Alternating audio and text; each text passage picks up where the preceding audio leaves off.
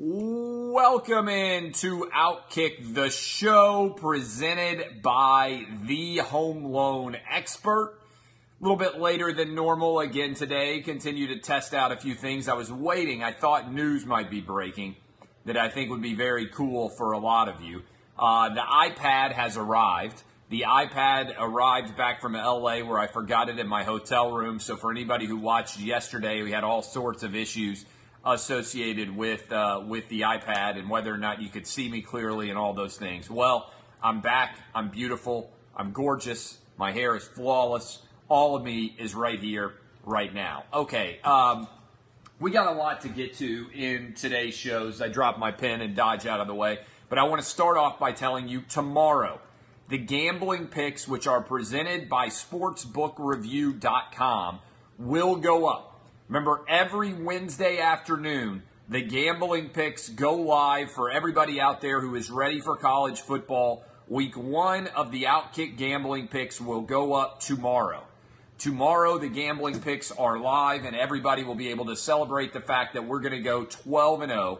I have got 12 of them, and I'm telling you that you guys are going to absolutely love them. If you want the gambling picks early, you need to be an Outkick VIP. They've had the picks for over a week. All right, so go to sportsbookreview.com. Get hooked up now. Also, for everybody out there who needs a mortgage, maybe you need to eliminate your credit card debt. Maybe you need to free up some money so you can get rich off the gambling picks. I'm telling you right now, go to thehomeloanexpert.com. My guy, Ryan Kelly, maybe you're going to shop this weekend for a new home right in time for Labor Day. They can get you pre-qualified in a day. They can hook you up in a big way. They can also wipe out all your credit card debt if you already own a home.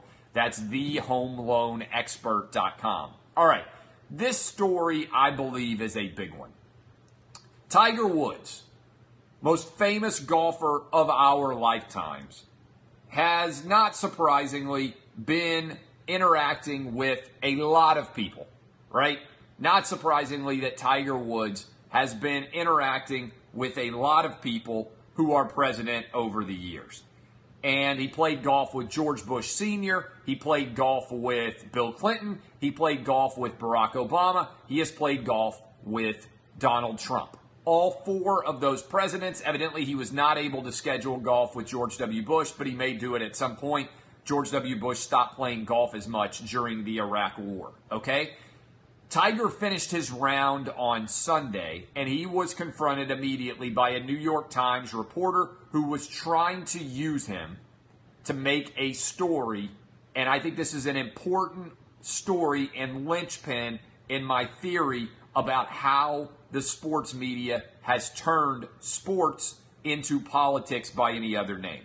Tiger Woods, I'm going to read this, okay? Tiger Woods was asked. He's just finished his round of golf. He's asked by a New York Times reporter, I'm going to read this. Your relationship with Donald Trump, how would you describe that professionally and personally? And the response is, well, I've known Donald for a number of years. We've played golf together. We've had dinner together. I've known him pre-presidency and obviously during his presidency. All right, pretty good answer by Tiger Woods. Doesn't really give away anything. Follow-up question. At times, especially 2018, I think a lot of people, especially colored immigrants, are threatened by him and his policy. What do you say to people who might find it interesting that you have a friendly relationship with him? Tiger Woods responds, well, he's the president of the United States. You have to respect the office. No matter who is in the office, you may dislike personality or the politics, but we all must respect the office. Final question. Do you have anything more broadly to say about the state and the discourse of race relations? Tiger Woods, no, I just finished 72 holes and I'm really hungry. All right, that is an amazing answer for whether he has anything in particular to say about discourse of race relations. That's a New York Times reporter grilling Tiger Woods on his thoughts on Donald Trump. All right, I saw this. And I said, okay, this is a transparent attempt by a sports media member to drag golf and Tiger Woods specifically into the political arena and be able to turn him into a sort of a flashpoint figure that's going to ignite debate. I thought Tiger Woods did an incredible job there, following the lessons set by Michael Jordan, who famously said Republicans buy sneakers too, by trying to completely thread the needle. I don't know what percentage of Tiger Woods' fans are Republicans. I don't know what percentage of his fans are Democrats. I don't know what percentage of his fans are radical moderates like me, okay? I do know that a large percentage of his fans are Republicans and a large percentage of his fans are Democrats, and that they like him because there is nothing political about him in some respect, right? You can like or dislike Tiger Woods. I've never heard somebody say, I don't like Tiger Woods because of his politics. He has been smart. He is intentionally following the Michael Jordan plan, which is to draw attention to himself through his own excellence, as opposed to actually drawing attention to himself for his political leanings. Now, this is important, and I think it's a big part of my book, because I know it's a big part of my book that I just wrote. For most of the 80s, 90s, and early 2000s, the goal was to dominate in your respective arena and reach as large of an audience as possible. This was, before we knew of the sexual assault allegations, the foundation of Bill Cosby's appeal. Bill Cosby and The Cosby Show set the paved the road for the election of Barack Obama. How so? Because Bill Cosby didn't do a sitcom for Black America. He did a sitcom for America. The dad was a doctor. The mom was an attorney. For many of you watching or listening to this right now, you watched The Cosby Show. Okay? You watched The Cosby Show and you understood everything. Everything about The Cosby Show was predicated not on a black family, but how much in common every family in America had with the Cosbys. You had multiple kids, a dad who was always getting in trouble, a mom who was lovably benevolent. Everything was designed to appeal for everybody. Okay?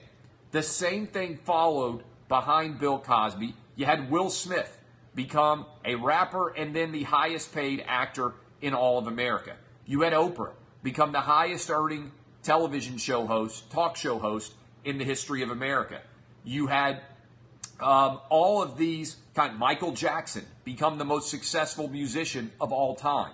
And all of those things rolled in together to sell a message, which was all of us have a lot more in common than we do in different. It was about the rise of the black meritocracy, right? When you think about it. That paved the road for Barack Obama. And I know some people get upset about this, but if you look at the campaign that Barack Obama ran in 2008, it was not an explicit identity politics-laden campaign. It was about how amazing it was that in America, a man with a name like Barack Obama could rise from obscurity and rise from a single-parent household in Hawaii to become the President of the United States. Barack Obama's campaign in 2008 and to a certain extent in 2012 as well was about fulfilling the American dream, okay? It was a culmination of Barack Obama, of Bill Cosby, Michael Jordan, Oprah Winfrey, Michael Jackson, and all of the Will Smith, all of those black athletes and entertainers who had risen to a level of ascendant prominence in all of their universe, right? So, what's fascinating about this is Tiger Woods followed that lead. And then social media happened. And what happened with social media?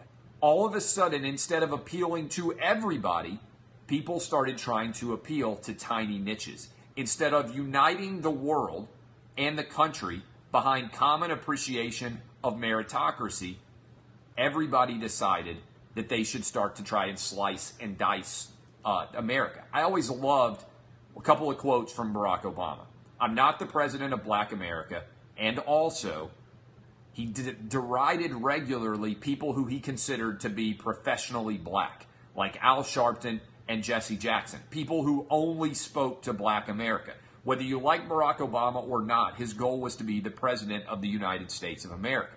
Now, 2016 turns into an identity politics-laden presidential campaign.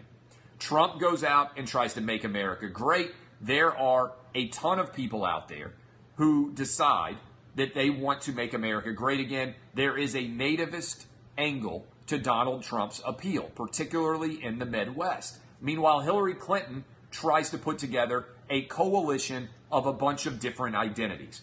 Black people, lesbians, women.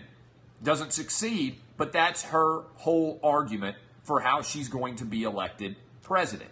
And so you have two different identities colliding.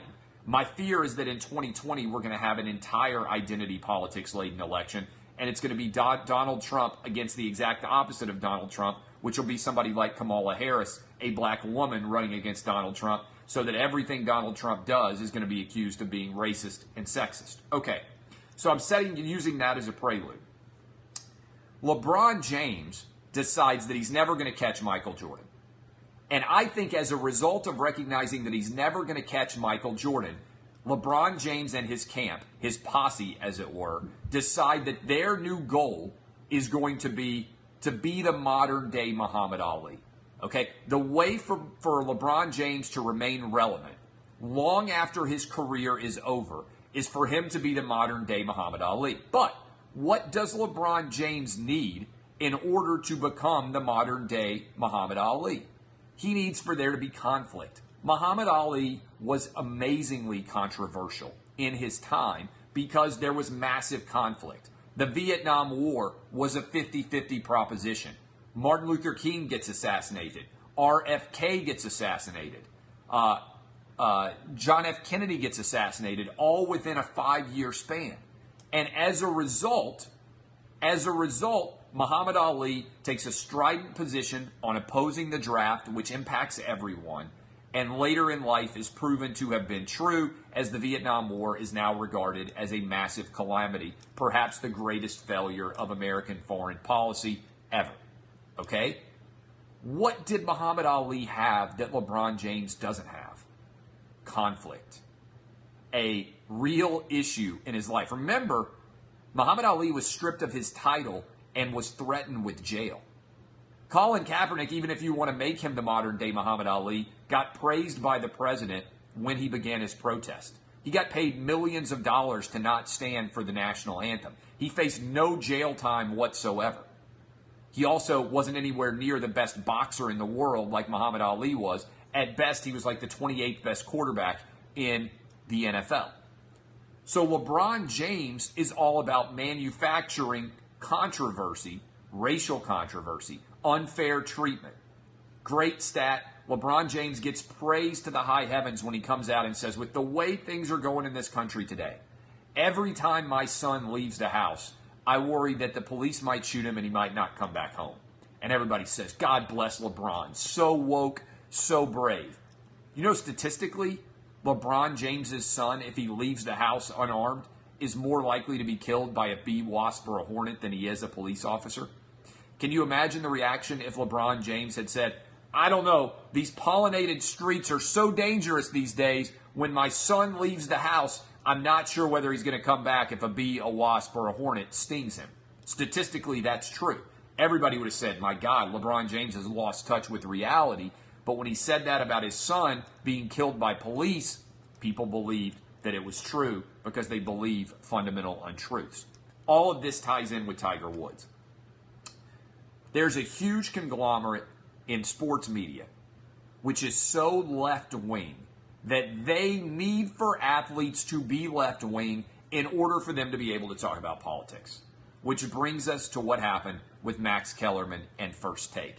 In the wake of everything that Tiger Woods said in response to the questions, which basically boils down to this: I hold respect for the office of the presidency, even if I don't agree with everything that takes place within the office of the presidency. It's a good argument, right?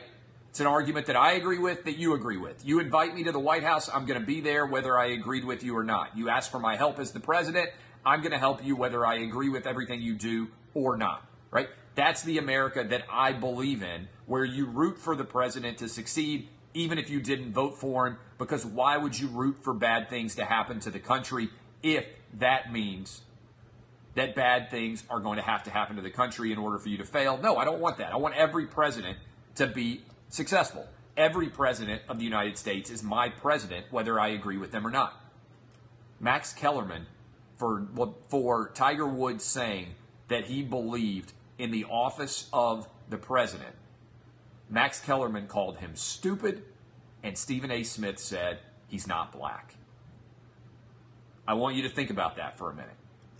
When Tiger Woods had the gall, the audacity, to come out and say, I believe in the office of the president, and I believe you need to respect the holder of that office, Max Kellerman said he's stupid, and Stephen A. Smith on ESPN's airwaves said Tiger Woods is not black.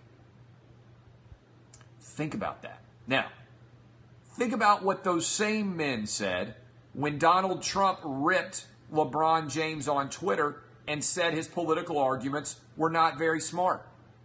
They said Donald Trump was racist and that there was no reason why he should say anything at all about LeBron James. So if Donald Trump is a white guy and he disagrees with a black guy, and the standard in America today is if you're white and you disagree with a black guy, that means you're racist, right? That's the first thing people go to.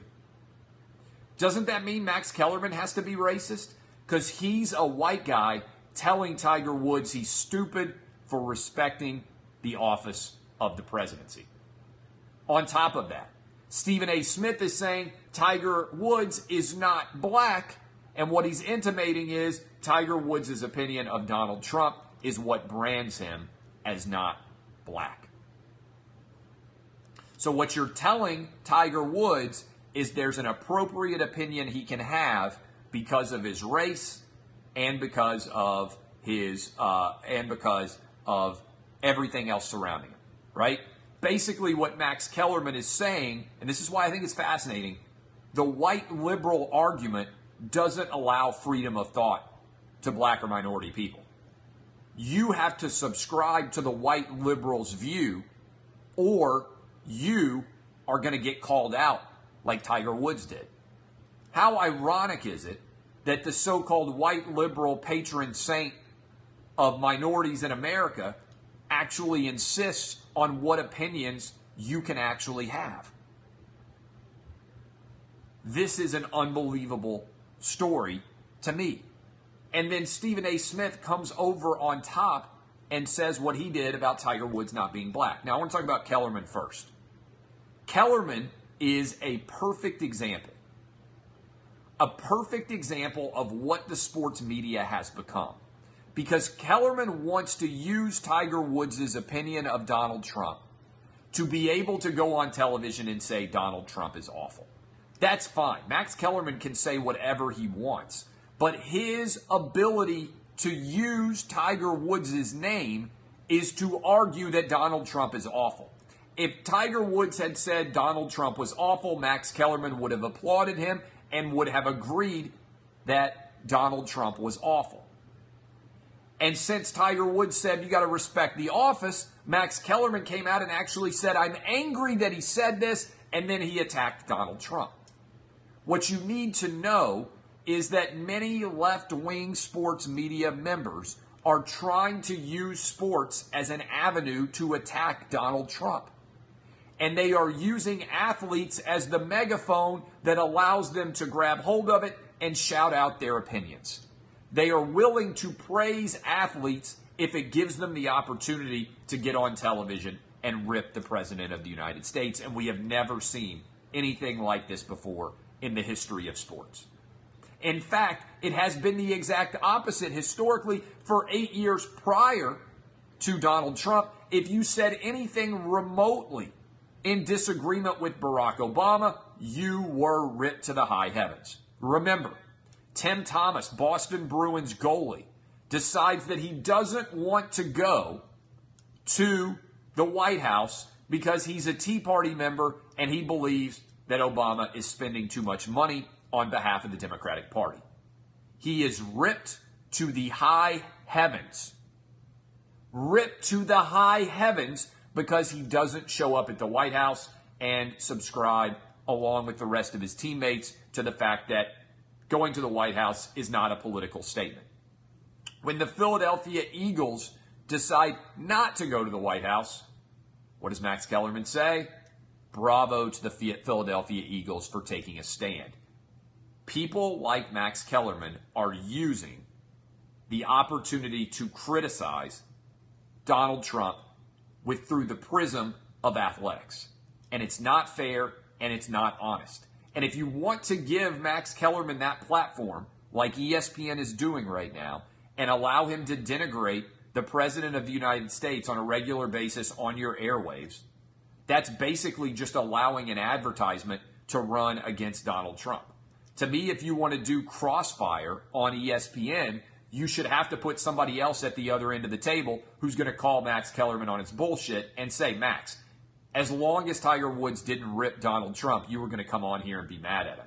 But I think it's fascinating that the same angle of stupid racism charge that Kellerman levied against Donald Trump can be levied against him when he calls a black or minority athlete stupid for not subscribing to the same view that he has.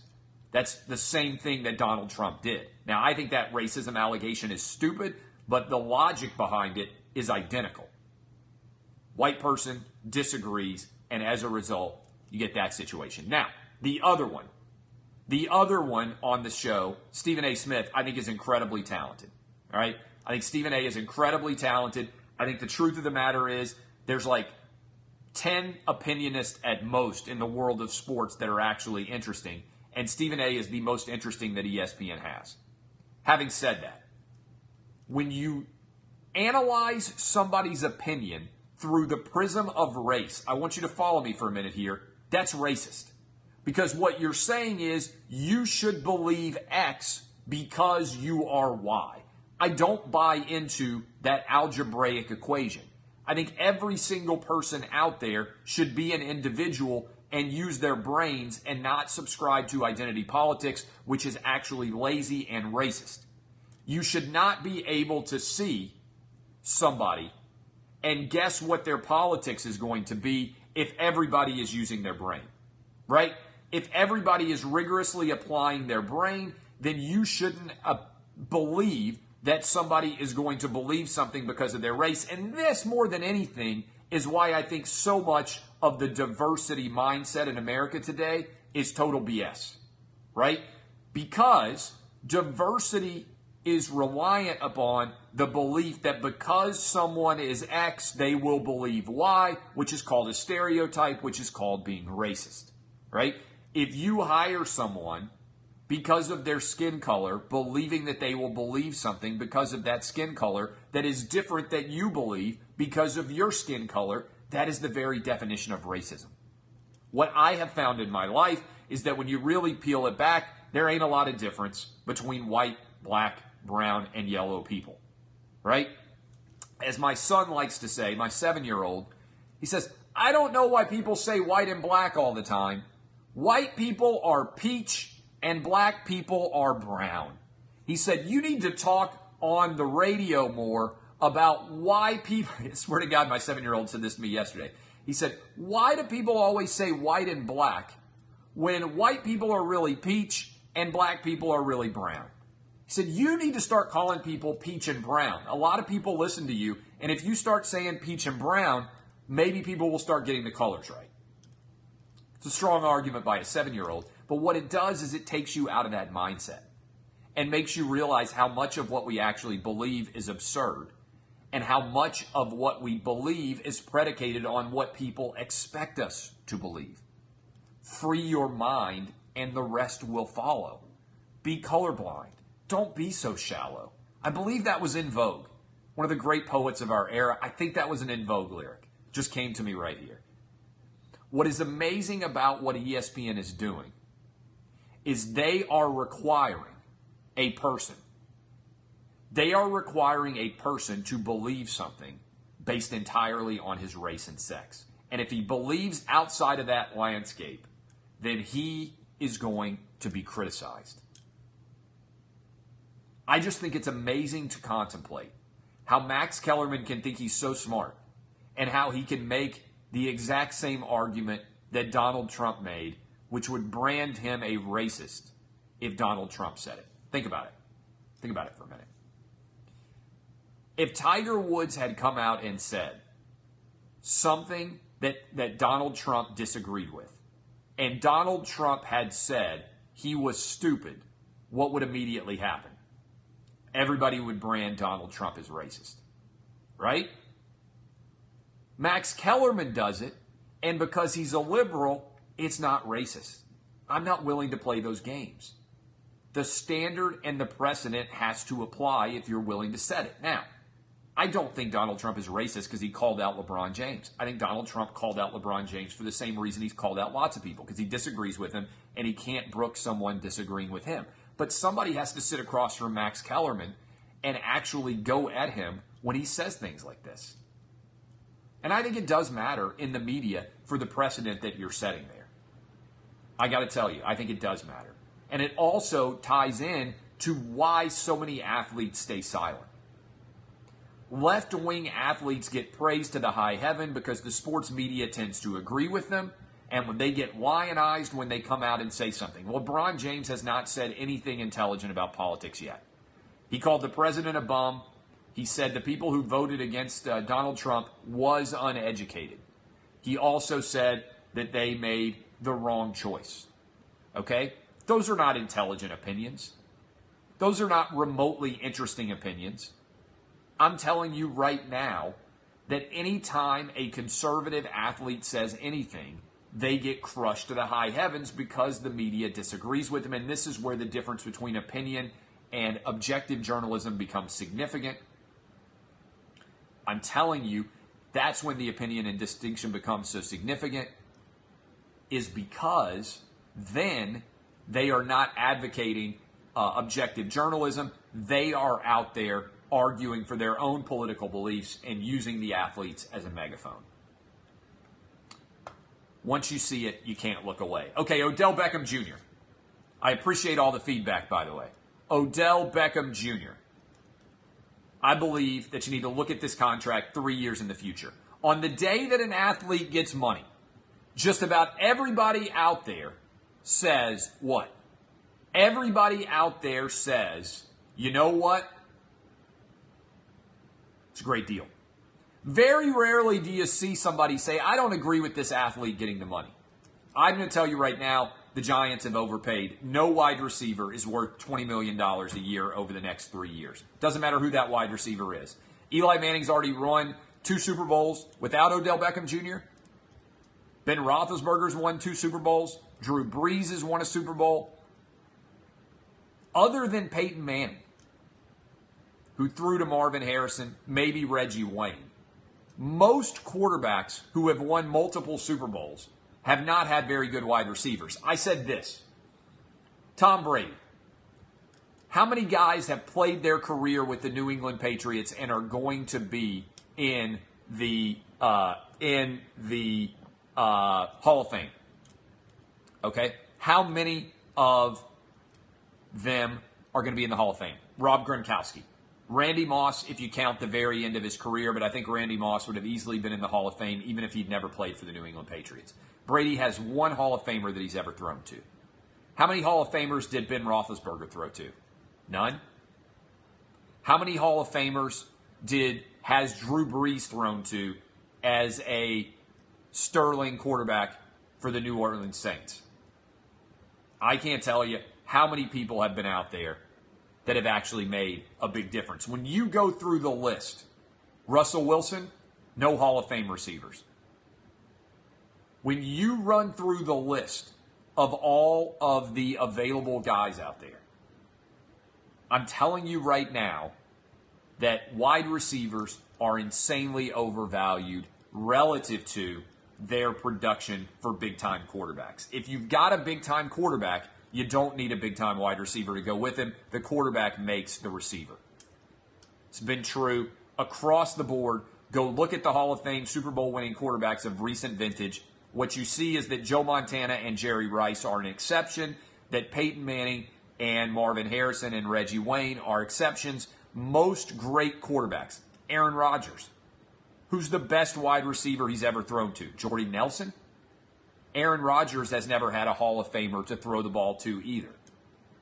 Great quarterbacks make receivers. Great receivers do not make quarterbacks. It's an important lesson to learn, I think, 3 years from now, especially if Eli Manning has retired and the Giants are trying to break in a new quarterback. You're going to look back at this deal and say they gave him way too much. I'm telling you right now. I love all of you. Be smart. Use your brain. Share the show if you enjoy it. I'll be live as always, 6 to 9 a.m. Eastern tomorrow morning. Really good news coming. Really good news coming. Tomorrow we got the gambling picks, but even before then, Easter egg. Going to give you an Easter egg here. TV show news coming. For those of you who are watching at the end of the show, TV show news coming soon. It's going to be fun. I love all of you. DBAP boys and girls. Remember, although sometimes you need to SBAP, this has been Outkick the Show. I am your fearless leader, Clay Travis. This is Outkick the Show. Like I said, appreciate all the feedback. I will see you guys tomorrow morning, 6 to 9 a.m. Eastern. Share the show if you enjoy it. I am Clay Travis. And like I said, kisses for all of you.